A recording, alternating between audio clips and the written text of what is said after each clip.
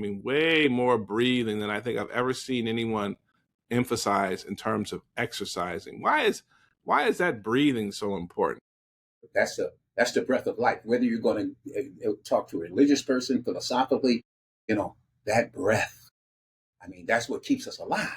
Mm-hmm. You know, and so now, most of the people that's walking around don't breathe the right way. Mm-hmm. In How do you breathe wrong? I mean, if I'm breathing. I mean, but well, because again, you won't get all the benefits mm-hmm. when you do mouth breathing. You know, well, you're missing out on filtering systems. You're missing out on a lot of science that has great benefits for your body. Mm-hmm.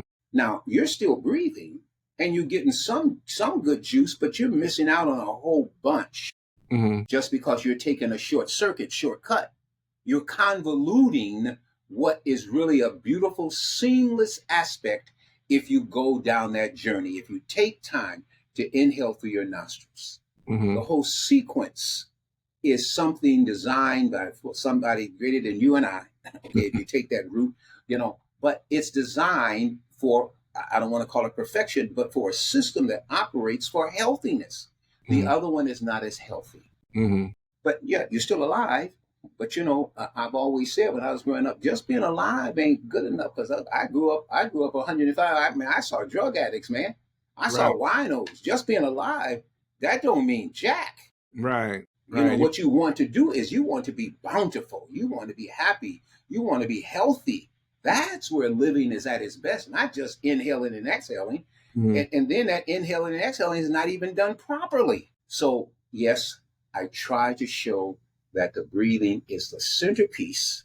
And now we surround it with everything else. Mm-hmm. And that breath is going to help to keep you calm, relaxed, under control. See, that's what the breathing is going to do. It helps us to actually be stronger. When you go to a gym and you see guys work out, okay, they'll take time, they'll do the weights, they'll be doing stuff. And then because they're doing it, to me, I call it presentation fitness, performance fitness. Mm-hmm. Drop the weights, don't drop the weights. Then they're going to bend over and they're going to breathe like this. Right. See, that's what people do. Right. When in fact, by going down here, you're clogging yourself right here. You just cut off your breathing, how it should be done. You open your body up. You sit up. No, nothing in the way now. I take my air in through the nose and out through the mouth. Yeah. Yes. And my recovery is going to be faster. All of my system is sending nothing but tremendous great messages to my brain, all through my blood system. Everything is in my betterment. You can't lose. You take those shortcuts, you're missing out on some stuff. Is there like a mindfulness aspect to that breathing that you kind of get, that people don't take the time to just take the time to think about how they're breathing? And correct. And I think this is my thinking. I think that a lot of people actually think that breathing is on. Mm-hmm. They don't understand that you are in control of your breath. Mm-hmm.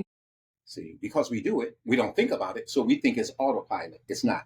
Right, but it's not. It's not like if somebody do something and come to my eyes like that. Well, I'm going to blink. Mm-hmm. See, I'm just going to go ahead and blink. Involuntary muscles. If I said that correct, and you would let me know if I didn't. Okay. So you know, if I do like this, I'm telling, and I'm in a class. Well, I'm telling my body, relax. Mm-hmm. See, that's what I'm telling my body to do. You know, and so you don't want to go that route. You want to be in charge. So once I realized that my breathing is, I'm in control. So now I can use my power to take the oxygen in and then deliver it at the pace that I would want. Okay. Now, what I try to show people is the breathing, a better way, so that they can increase their lung capacity.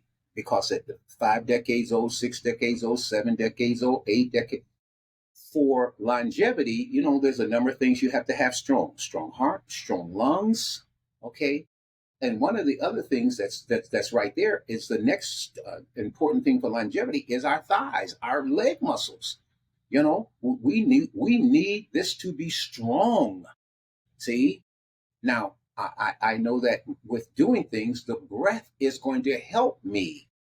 See, if I breathe better, I control my body better. See, even with my stretching, if I breathe the right way, stretching becomes the muscles will stretch better on the exhale. There's too many wonderful things that the breath does.